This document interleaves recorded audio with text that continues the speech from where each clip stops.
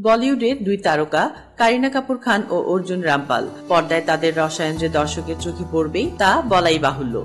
2012 সালে মধুর ভান্ডারকের পরিচালনায় হিরোইন ছবিতে জুটি বেঁধেছিলেন তারা। যদিও কাহিনীতে নায়ক নায়িকার মিলন ঘটেনি, তবুও প্রেম ঘন দৃশ্যগুলোর রেশ ছিল বহুদিন। এক সাক্ষাৎকারে অর্জুন বলেছিলেন কারিনার সঙ্গে পর্দায় অন্তরঙ্গ হতে ভালো লেগেছে। এখনো তার সঙ্গে ঘনিষ্ঠ দৃশ্যগুলোতে অভিনয় করার স্মৃতি। সেই সিনেমায় কারিনার প্রেমিকদের চরিত্রে অভিনয় করেছিলেন অর্জুন। সেই প্রেমিক পর্দায় ফুটিয়ে তুলতেই পর্দায় বেশ কিছু অন্তরঙ্গ দৃশ্য রাখা হয়েছিল। অর্জুনের সেই সাক্ষাৎকার ফের চর্চায় উঠে এসেছে। কারিনাকে নিয়ে তার মন্তব্যটিকে ভালোভাবে নেননি দর্শকের একাংশ। এক রেডিটর, এক নেটিজেনের মন্তব্য, অর্জুনের এই মন্তব্য খুবই অদ্ভুত এবং অপেশাদার। অন্য একজন লিখেছেন, সেই সময় মনে হয় সকলেই এক ধরনের কথাবার্তা বলতে কোন রকম দ্বিধাবোধ করতেন না।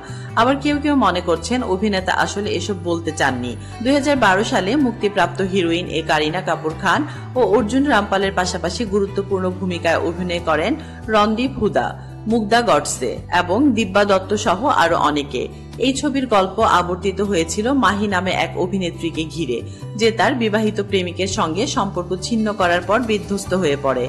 সে হতাশায় ডুবে যায় এবং শেষ পর্যন্ত তার ক্যারিয়ারও শেষ হয়ে যেতে বসে।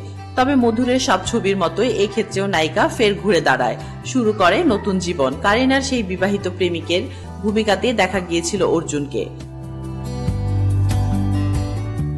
তাসলিমা আক্তার শিমু, SBS বাংলা।